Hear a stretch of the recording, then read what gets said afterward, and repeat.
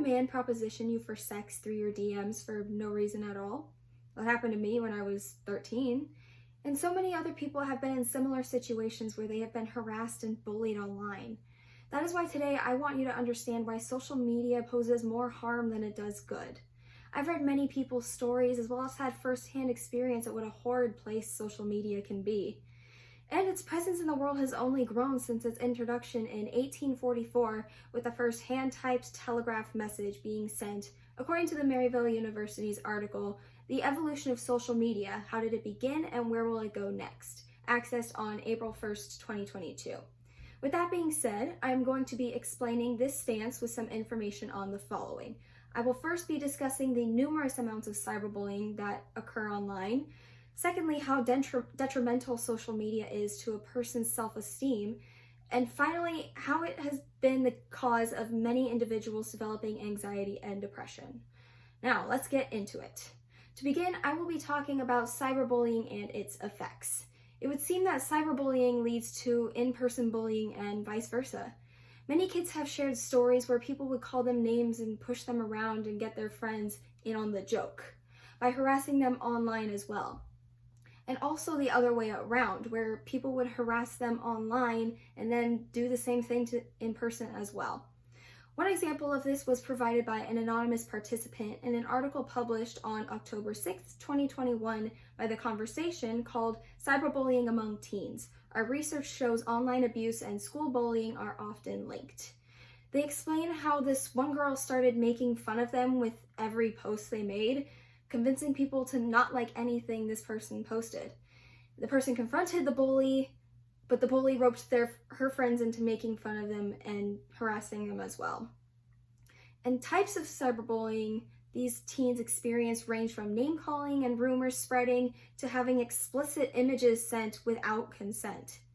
According to an article from Pew Research published on September 27, 2018, titled A Majority of Teens Have Experienced Some Form of Cyberbullying, roughly 59% of US teens have experienced some kind of cyberbullying.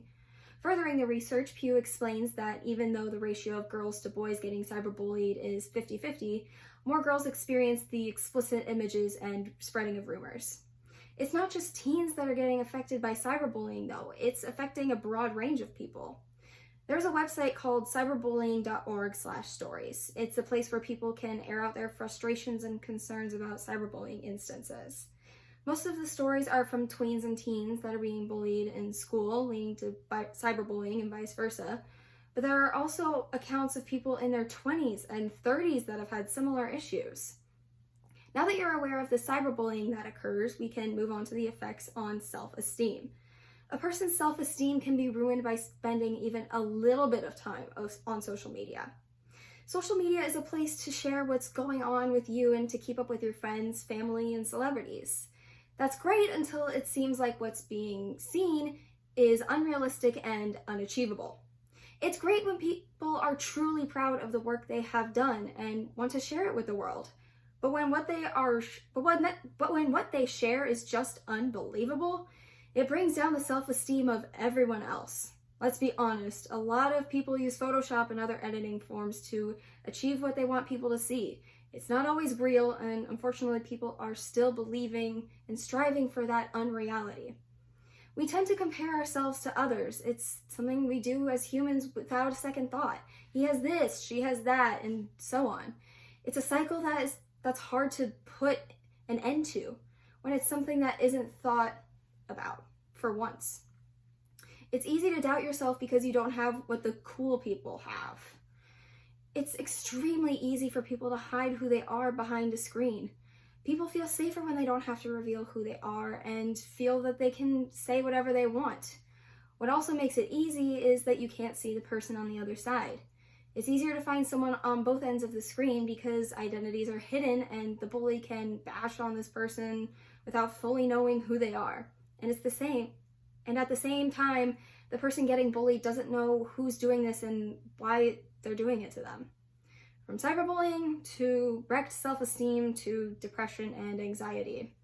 Depression and anxiety are mental health issues that many people have blamed on social media. Many studies show that more time spent on social media equates to a higher likelihood of developing mental health issues. An article published on March 1st, 2019 from the National Center of Biotechnology Information titled Social Media Use and Depression and Anxiety Symptoms, a cluster analysis, explains how increased consumption of social media can lead to fewer in-person interactions and have an association with depression and anxiety. The article also explains that these associations can lead to people developing addictive behaviors. One element that adds to the anxiety that people feel when it comes to social media is FOMO, the fear of missing out. There's a lot going on social media, and everyone may be posting about something that you aren't a part of. It's not a fun feeling to have, especially when it feels like some people are rubbing it in your face that you aren't there. But sometimes it goes to the extreme. Some people have needed to go to see a therapist because of the anxiety that social media brings them, whether it's from cyberbullying or just from over-comparison to others. Some people have even contemplated suicide because they couldn't take what was happening to them on social media. With that heavy topic, let's bring this to an end. I've just given a few reasons as to why social media does more harm than good. People are getting cyberbullying, their self-esteem is dropping, and they're developing mental health issues like anxiety and depression. I know saying all of this isn't going to stop anyone from using social media, but I hope that it will bring light to how bad it truly can be on the internet.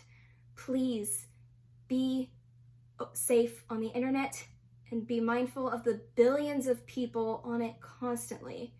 It's not always what it's cracked up to be. Thank you.